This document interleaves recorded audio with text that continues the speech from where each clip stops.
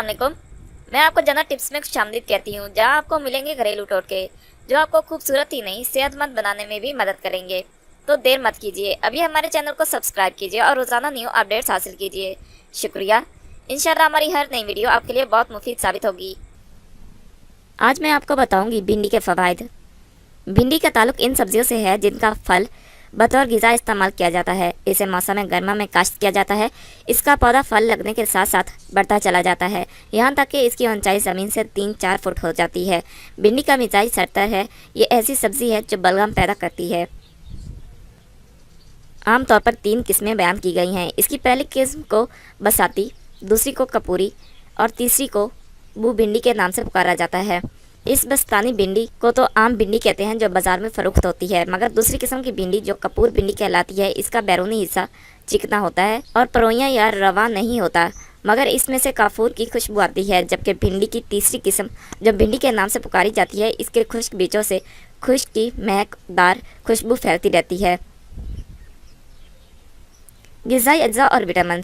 100 ग्राम भिंडी के अज्जाई तरकीबी इस तरह हैं: नमी 88%, protein 4.6%, fat 2%, fibre 1.2%, carbohydrate 7.7%, sulphur 14 milligram, calcium 9%, phosphorus 8%, फौलाद 1.5 milligram, magnesium 38 milligram, potassium 2.2%, जबकि सोडियम 1 मिलीग्राम पाया जाता है। तिब्बी फ़वाइद और इस्तेमाल। जो लोग खूनी पेचिश के मर्ज में मुब्तला हैं, इनके लिए भिंडी की तरकारी खाना बहुत मुफीद है, क्योंकि भिंडी का इस्तेमाल खूनी पेचिश के साथ साथ पेशाब की सोजिश को भी ख़त्म करने में मुफीद साबित होता है।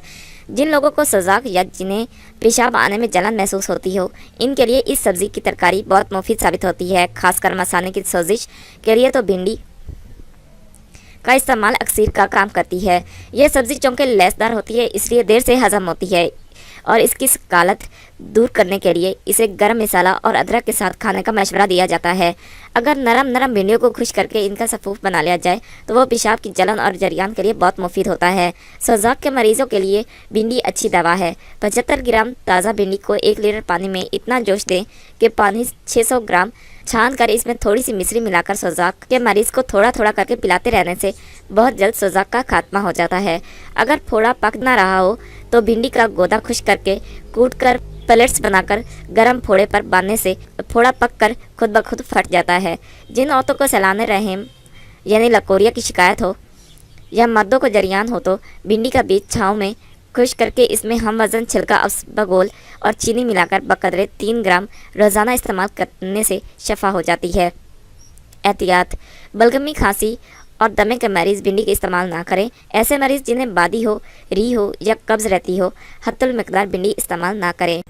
अगर आपको ये वीडियो अच्छी लगे तो हमारे चैनल को लाइक और शेयर ज़रूर करें और बेल के आइकॉन पर ज़रूर क्लिक करें, ताकि हमारी हर नई आने वाली वीडियो आपको फौरी मिल सके। और साथ ही साथ हमें अपनी कीमती आरा और फीडबैक ज़रूर दें, ताकि हम अपनी हर आने वाली नई वीडियो आपके लिए और बेहतर बना सकें। शुक्रिया।